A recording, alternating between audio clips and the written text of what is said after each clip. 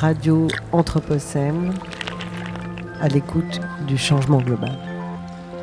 Bonjour et bienvenue à toutes et à tous. C'est le retour de Micro et Truelle, l'émission du service archéologique de la ville de Lyon, en direct sur Radio Anthropocène. Nous sommes aujourd'hui en compagnie de Mélanie Foucault, archéogéographe au service archéologique de la ville de Lyon. Bonjour Mélanie. Bonjour. Mélanie, en tant qu'archéogéographe, vos principaux supports d'études sont les cartes, notamment les cartes anciennes. Vous venez aujourd'hui nous présenter une de ces cartes. Quelle est-elle ? Alors, le document dont je vais vous parler aujourd'hui, c'est un plan de Vèze daté de 1789 et qui est conservé aux archives municipales de Lyon. Alors, Vèze, c'est un quartier de Lyon qui est situé au nord-ouest de la ville, derrière la colline de Fourvière. Donc, pour vous le décrire, ce plan, c'est un document aquarellé en couleur, ce qui est assez fréquent au XVIIIe siècle. Il est de forme rectangulaire, environ 1,40 m de côté par 90 cm de haut. Son échelle, elle est d'environ 1/2 millième, c'est-à-dire qu'1 cm sur le plan représente à peu près 20 mètres dans la réalité. Et au niveau de la chronologie, on est en 1789, ce qui veut dire qu'on se situe à la fin de l'Ancien Régime, au moment de la Révolution française. Alors, ce plan, il représente un espace assez large qui va de la colline de Fourvière, donc figurée à gauche du plan, jusqu'à la plaine de Vèze en partie droite, avec entre les deux une belle représentation de l'éperon de l'Oyace, en fait, qui est cette avancée rocheuse en épi qui domine le Val-de-Saône lyonnais. Alors, si on rentre un peu dans les détails, on y voit notamment l'enceinte médiévale de Fourvière, avec le château fort de Pierre-Cise, qui est une construction du XIIe siècle. À Vèze, on voit le bourg ancien qui est concentré autour de l'église Saint-Pierre et le long de la Saône.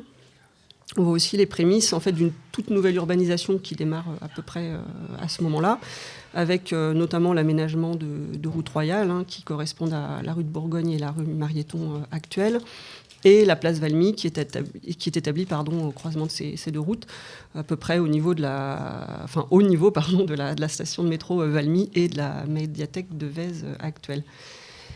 Et en fait, ce qui frappe sur ce plan, c'est le paysage qui est encore très rural, en fait, avec des grands espaces de campagne qui donnent vraiment cette dominante verte au plan, ce qui n'est plus du tout le cas à Vèze aujourd'hui.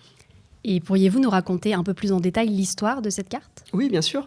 Alors, c'est un plan qui a été réalisé par Gabriel Roche, qui était notaire et commissaire en droit seigneuriaux à Lyon, à la fin de l'Ancien Régime.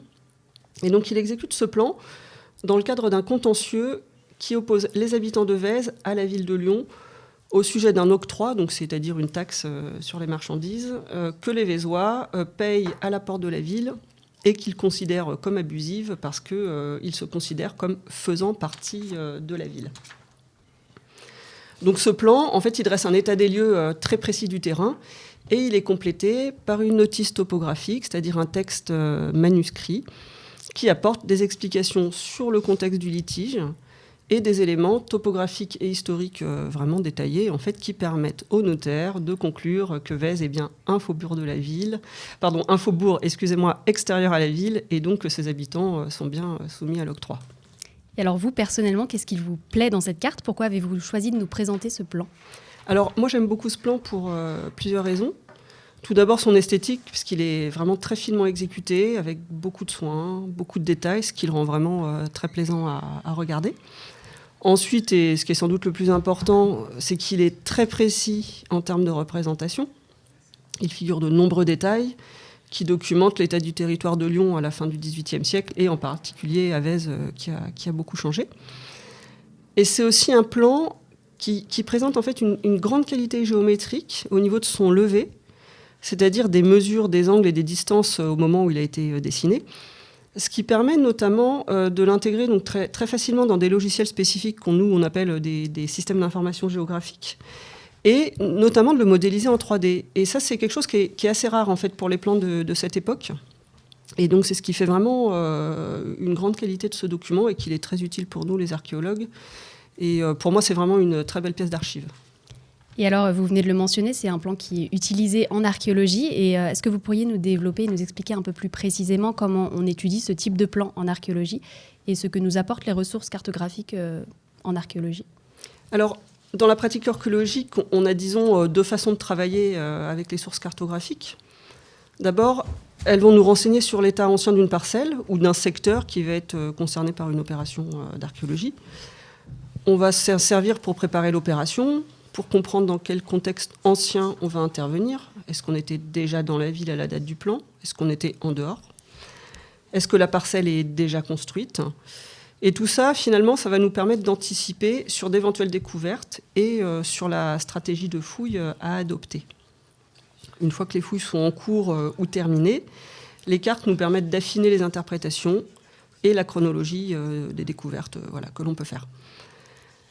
Ensuite, dans un second temps, quand on va travailler sur plusieurs plans d'époques différentes, on va aussi pouvoir faire des comparaisons qui vont nous indiquer des évolutions dans l'occupation du territoire ou des transformations dans le paysage. Par exemple, quelque chose d'assez courant, c'est le passage du rural vers l'urbain. Et c'est ça, nous, qui va nous intéresser en tant qu'archéogéographe, c'est-à-dire de comprendre l'histoire des aménagements, de comprendre les moments clés dans la construction du territoire au cours du temps. Alors, à quoi ça sert, en fait, tout ça ? Ça va permettre, en tout cas, dans la démarche archéologique, ça va nous permettre de changer d'échelle et de mettre le site archéologique en perspective dans un contexte élargi. Et ensuite, donc par différents types d'analyses, de proposer des liens ou des articulations logiques avec d'autres sites qui pourraient paraître éloignés tant du point de vue spatial que chronologique. Donc là, on est vraiment dans une démarche géographique qui est différente de la démarche archéologique classique, en fait, mais qui est très complémentaire et qui enrichit à sa manière la connaissance des territoires anciens. Et si on applique cette méthode d'étude de la carte au plan qui nous occupe aujourd'hui, donc le plan de Vèze de 1789, que nous raconte-t-il? Comment ce plan va-t-il compléter donc, ce qu'on a pu apprendre de ce territoire par les chantiers archéologiques? Alors, tout d'abord, comme on l'a déjà évoqué, Vèze, c'est un quartier qui a énormément changé à la période industrielle, c'est-à-dire du milieu du 19e siècle jusqu'aux années 80 à peu près. Et ça, c'est vraiment un épisode, c'est cet épisode industriel, il a vraiment profondément impacté, je dirais, à la fois le paysage de Vèze, par des processus notamment d'artificialisation des sols, des cours d'eau.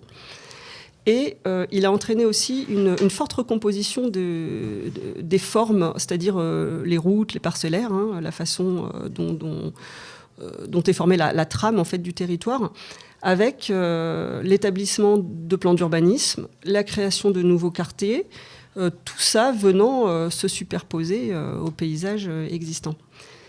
Et donc le plan de Gabriel Roche, qui est établi en 1789, qu'est-ce qu'il nous montre finalement? C'est le dernier état rural de Vèze avant ces grandes transformations.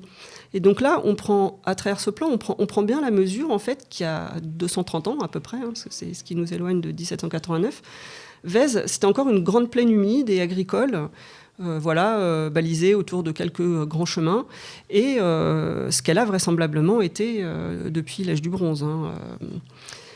Donc en fait, ce plan, il nous ouvre une porte en fait finalement, il nous donne des clés de lecture sur les périodes antérieures à sa date de fabrication. Et en fait, c'est ça qui va nous permettre de travailler sur des territoires à des périodes anciennes, notamment périodes médiévales et antiques.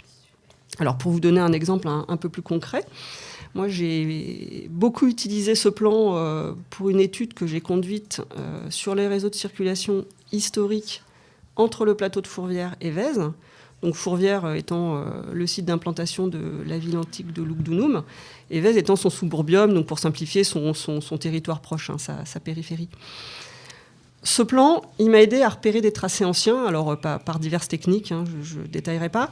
Il m'a aidé à comprendre vraiment les logiques de circulation sur les ponts de l'Oyace, donc c'est cette avancée rocheuse qui domine Vèze, et de comprendre aussi comment des constructions plus récentes, c'est-à-dire en l'occurrence les forts de l'Oyace et de Vèze, qui ont été construits au 19e, étaient venus interrompre des anciens tracés et finalement modifier eux-mêmes les logiques territoriales. Et donc à partir de là, j'ai pu émettre des hypothèses sur les zones de circulation pour les périodes médiévales et antiques, qui étaient donc des hypothèses. Et en 2020, au moment de la fouille archéologique de l'Épate de la Sarraz, la découverte d'un tronçon de route d'époque romaine est venue consolider mes résultats en apportant finalement les preuves matérielles de ce qui avait été supposé à travers les cartes. Et donc tout ça, par la suite, nous a permis en fait de proposer des nouvelles lectures sur l'organisation et les accès, notamment de la ville antique, à Fourvière. Et on a aussi beaucoup de recherches encore en cours à ce sujet, dont on vous parlera à l'occasion d'autres communications. Très volontiers. Merci beaucoup Mélanie d'être venue nous présenter ce plan de Vèze donc de 1789. Et ce que vous venez de dire au sujet du chantier de la Sarah fait écho à la toute première émission de Micro et Truelle, au cours de laquelle votre collègue Étienne Hoffmann, qui était responsable d'opération de ce chantier de la Sarah, était venu nous présenter le chantier et avait notamment évoqué cette route antique. Donc voilà, on comprend tout à fait l'intérêt de ce plan. Et on comprend aussi l'intérêt de manière plus générale de l'étude des cartes pour enrichir la donnée archéologique récoltée au cours des chantiers, mais aussi élargir l'étude à la fois spatialement et chronologiquement. Et on apprend grâce à vous qu'une carte du 18e peut nous donner des renseignements non seulement sur le 18e, mais également sur des périodes antérieures, comme le Moyen-Âge ou l'Antiquité. Et à travers cet exemple, on découvre également votre métier, l'archéogéographie, qui est un métier à la frontière entre l'archéologie, la géographie et l'histoire. Et c'est une discipline qui va nous permettre de comprendre la ville ancienne, mais aussi la ville actuelle, dont on a hérité et qu'on va transmettre aux générations futures. Et donc c'est la fin de cette émission. Nous nous retrouvons le mois prochain en compagnie d'Éric Bertrand, qui viendra nous présenter un bloc lapidaire retrouvé lors des fouilles du chantier de Fourvière. Radio Anthropocène, à l'écoute du changement global.